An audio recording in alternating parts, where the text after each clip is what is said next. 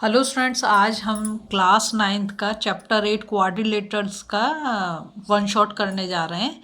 इससे पहले मैंने सारी बुक ख़त्म कर दी है, एक एक क्वेश्चन कर रखा है, सब इंट्रोडक्शन वीडियोस भी हैं और सब प्लेलिस्ट में आपको मिल जाएगा। अब देखो, ये एक तरीका का रिवीजन है तो मैं आपको रिवीजन करा रही हूँ। क्वाड्रिलेटरल से पहले समझो कि क्वाड्रिलेटरल होता क्या है। क्वाड्री जैसे कि उसका नाम है, क्या है, क्वाड्रिलेटरल्स।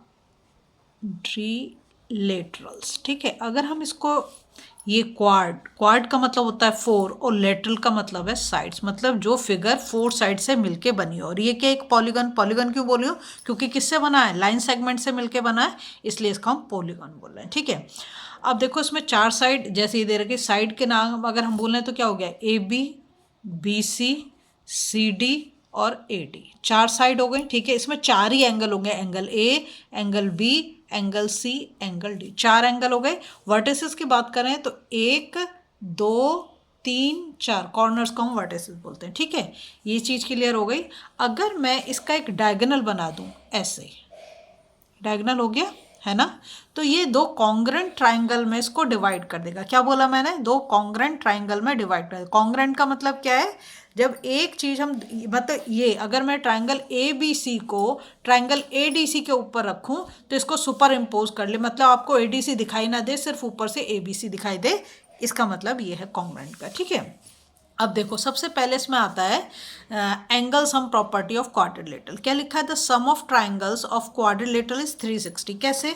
कि अगर हम इन चारों एंगल का, angle A plus angle B plus angle C plus angle D करें तो 360 आना चाहिए। अब 360 क्यों आना चाहिए? आपने इससे पहले ट्राइंगल चैप्टर मैंने पढ़ाया है, उसका वन शॉट भी डाल रखा है, इंट्रोडक्शन भी। अगर हम इनकी एंगल सम प्रॉपर्टी लगाएं तो angle A plus B plus C, एक ट्राइंगल कितना होता है? 180 डिग्री आएगा।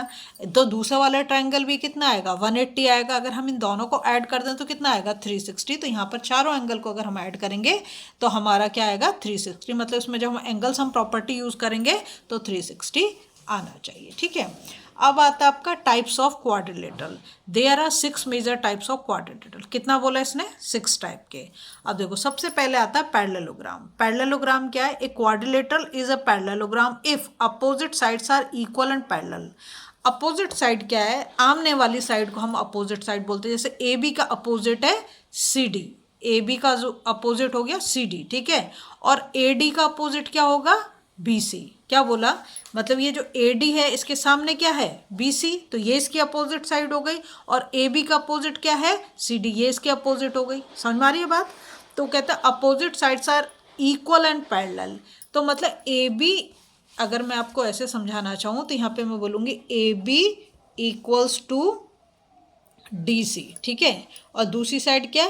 ए D equals to B C. ये इक्वल भी है और ये पैरेलल भी है। ऐसे भी लिखेंगे A B parallel to D C and A D parallel to B C. B parallel के लिए हम ये दो लाइन का साइन लगा देते हैं। ठीक है, तो ये दोनों चीज़ क्लियर हो गई। अब वो कहता है diagonal of a parallelogram divides it into two congruent triangles. ये मैंने आपको पहले ही बता दिया कि अगर हम यहाँ से एक डायगोनल बना दें तो ये दोनों जो ट्राइंगल बनेंगे कैसे होंगे? कॉन्ग्रेंट ट्राइंगल्स होंगे। कॉन्ग्रेंट का मतलब क्या है? जो उसके कॉरस्पॉन्डिंग पार्ट्स होंगे सब इक्वल होंगे। करेक्ट। अब आए diagonals of a parallelogram bisect each other. क्या बोल रहा है? कि जो डायगोनल होंगे पैरेललोग्राम के, एक दूसरे को क्या करेंगे? बाइसेक्ट। अब समझो बाइसेक्ट का मतलब, यहाँ से अगर मैं ये बना दूँ, मतलब अगर हम इसके डायगोनल की बात करें, यहाँ पे लिख देते हैं, अगर हम इसके डायगोनल की बात करें तो एक डायगोनल तो हो गया ए सी और एक डायगोनल क्या हो गया? B D. ठीक है, वो क्या कह रहा है कि बाइसेक्ट ईच अदर। बाइसेक्ट का मतलब देखो, इधर देखो, ये वाली साइड इस वाली साइड के इक्वल होगी और ये वाली साइड इस वाली साइड के, मतलब ये डायगोनल। अब मैं आपको यहाँ पे क्लियर कर देती हूँ। देखो जो ए ओ है ना, वो किसके बराबर होगा? ओ सी के। ए ओ किसके बराबर होगा? ओ सी का। और ये वाला जो है हमारा बी ओ, ये किसके बराबर होगा? ओ डी के। ठीक है, क्लियर है? ये चीज़ थी। अब आता है सेकंड, रेक्टेंगल। रेक्टेंगल आप बचपन से पढ़ते आ रहे हो। बचपन से क्या पढ़ते आ रहे हो? कि रेक्टेंगल के अपोजिट साइड्स आर इक्वल। तो ए बी का अपोजिट क्या है? डी सी, और AD का अपोजिट क्या है, BC। अब वो कहता है कि रेक्टेंगल भी क्या है, रेक्टेंगल भी एक पैरेललोग्राम है। तो पैरेललोग्राम की जितने भी प्रॉपर्टीज हैं वो इसमें मिलेंगी। तो यहाँ पे लिख दिया parallelogram is a rectangle if, कब होगा वो, इफ डायगोनल्स आर इक्वल, अगर उसके डायगोनल्स क्या हो जाए, इक्वल हो जाए। जैसे कि अगर मैं यहाँ पर एक रेक्टेंगल बना रही हूँ, समझो मैंने बनाया PQRS, ठीक है, और इसका ये डायगोनल क्या हो गया PR, और इसका SQ। तो अगर PR इजकल टू SQ दे रखा है, दोनों डायगोनल इक्वल दे रखे हैं, तो हम इसको क्या बोल देंगे कि ये एक रेक्टेंगल है। One of the angle is 90 degree, और एक एंगल वो बोल रहा है कि 90 डिग्री। इसमें भी समझो आप, एक हो गया तो मतलब सब हो गए। कैसे हो गए सब, देखो अगर ये हमारा रेक्टेंगल है, रेक्टेंगल को हम पैरेललोग्राम भी बोल रहे हैं नहीं बोल रहे हैं, तो मतलब ये साइड इस साइड के पैरेलल है, फिर तो ये वाली साइड क्या हो गई, ये ट्रांसवर्सल हो गई। अगर ये ट्रांसवर्सल है तो इसके को इंटीरियर एंगल क्या हो गए, 180 होगा। को इंटीरियर एंगल का सम कितना होता है, 180, और ये वाला एंगल 90 बोल रखा है। अगर ये 90 हो गए तो 90, फिर इसमें अपोजिट एंगल्स भी इक्वल होते हैं, तो इसका अपोजिट ये और इसका अपोजिट ये, ऐसे, ठीक है। नेक्स्ट वो कहता है रोम्बस। रोम्बस क्या है, a parallelogram is a rhombus. कब रोम्बस होगा, if all sides are equal, जब उसकी सारी साइड्स इक्वल होंगी। अब इसमें ये चीज़ आप ध्यान रखोगे, ये जैसे मैंने ये रोम्बस बना दिया, ऑल साइड इक्वल में तो तुम्हारी वो भी आ जाता है, तुम कहोगे स्क्वायर में भी तो ऑल साइड्स आर इक्वल होते हैं। देखो क्या बोल रहा है वो, कि ऑल साइड्स आर इक्वल, ये तो हो गया हमारा diagonals bisect each other at 90 degree. अब यहाँ पर क्या बोल रहा है कि जो इसके डायगोनल्स है, एक डायगोनल ये हो जाएगा, अगर मैं इसको नाम दे दूँ ABCD, तो एक डायगोनल ये हो गया, एक डायगोनल ये हो गया। क्या कह रहा है वो, कि बाइसेक्ट, बाइसेक्ट मतलब इक्वल पार्ट में, तो उसको डिवाइड कर रहे हैं, मतलब ये इसके इक्वल और ये इसके equal, each other at 90 degree मतलब परपेंडिकुलर। 90 डिग्री का मतलब क्या है, परपेंडिकुलर, ठीक है, ये चीज़ ध्यान रखेंगे। फिर आता है आपका square. A parallelogram is a square if, कब वो parallelogram square, all sides are equal, ये कहोगे रोम्बस में भी था, ईच एंगल इज 90 डिग्री। यहाँ पर क्या बोल रहा है कि हर एक एंगल कितना होगा, 90 डिग्री होगा। डायगोनल्स आर इक्वल, और इसके डायगोनल्स कैसे होंगे, इक्वल। और किस में डायगोनल्स इक्वल आया था, रेक्टेंगल में भी डायगोनल्स इक्वल आया था, और यहाँ पर भी डायगोनल्स क्या है, इक्वल। अब जो वो कह रहा है कि ईच एंगल इज 90, तुम कहोगे तो रोम्बस में था, नहीं था। अब पूछो क्यों नहीं था, अगर हम रोम्बस ऐसे ले रहे हैं तो ये वाले एंगल को देखो तो 90 है ही नहीं किसी भी एंगल से, और इसका सामने वाला भी 90 नहीं है, इसलिए। क्लियर। अब हम चलेंगे ट्रेपेजियम पे। तो ट्रेपेजियम में क्या है, एक quadrilateral is a trapezium if, कब, one pair of opposite sides is parallel. अब देखो मैं एक यहाँ पे ट्रेपेजियम बनाती हूँ, ये मैंने यहाँ पर एक ट्रेपेजियम बना लिया, ठीक है। समझो इसका मैंने नाम दे दिया ABCD, हम इस साइक्लिक ऑर्डर में ही लिखेंगे नाम, ठीक है। तो one pair of opposite sides are parallel, मतलब ये वाली साइड और ये वाली साइड ये कैसी है, पैरेलल है। ऐसा साइन लग रहा, समझो ये दोनों क्या है, पैरेलल हैं।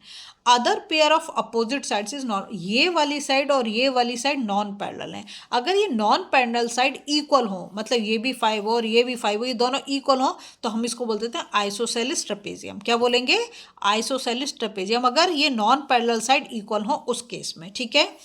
तो इसमें तो बस यही है कि one pair of opposite sides are parallel, other pair of opposite sides are non parallel, ठीक है। अब नेक्स्ट जाते हैं काइट पर। काइट में क्या है, a quadrilateral is a kite if two pairs of adjacent side are equal. अब समझो यहाँ पर मैंने ये काइट बना दी, ठीक है, इसका मैंने नाम दिया ABCD।